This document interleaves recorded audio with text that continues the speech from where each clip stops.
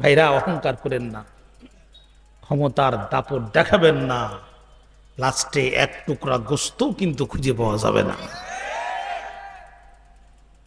খুব সাবধান ভাইরা আমার। আল্লাহ বলছেন পক্ষান্তরে আল্লাহকে ছাড়া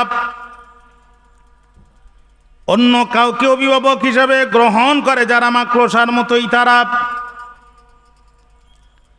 কেন আল্লাহ তাআলা মাকড়সার সাথে তুলনা করলেন? আমার আল্লাহ বলছেন ইত্তাখাযাত বাইতা ওয়া ইন্না আওহানাল বুয়ুতি লাবাইতুল আনকাবুত লাও কানু ইয়ালামুন। ও পৃথিবীর মানুষেরা লক্ষ্য কর, একটা মাকড়সা বসবাস করার জন্য তৈরি করে ঘর।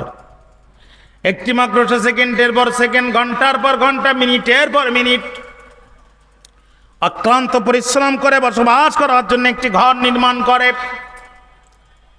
একটা মানুষ সেই ঘরটি তছনছ করে মাত্র 0.1 মাইক্রো সেকেন্ডে। আঙ্গুল দিয়ে মারলো টান, মাকড়সার জাল খান খান।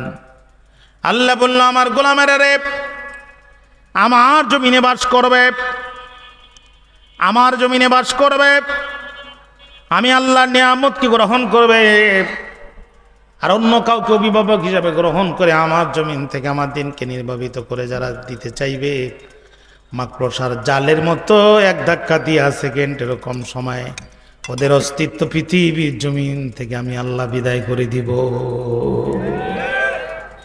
ভাইরা, অহংকার করেন না, ক্ষমতার দাপট দেখাবেন না, লাস্টে এক টুকরা গোস্তও কিন্তু খুঁজে পাওয়া যাবে না।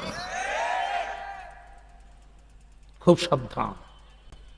আল্লাহকে ছাড়া অন্য কাউকে অভিভাবক হিসাবে গ্রহণ করে যারা, মাকড়সার মতোই তারা।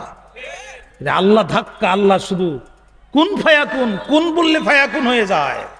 আল্লাহ ধাক্কা দিতে দেরি হবে, 14 গোষ্ঠীর অস্তিত্ব মাটির সাথে ভেনিস হতে দেরি হবে না। জানাজার মুসল্লিও খুঁজে পাওয়া যাবে না, ইমামও খুঁজে পাওয়া যাবে না।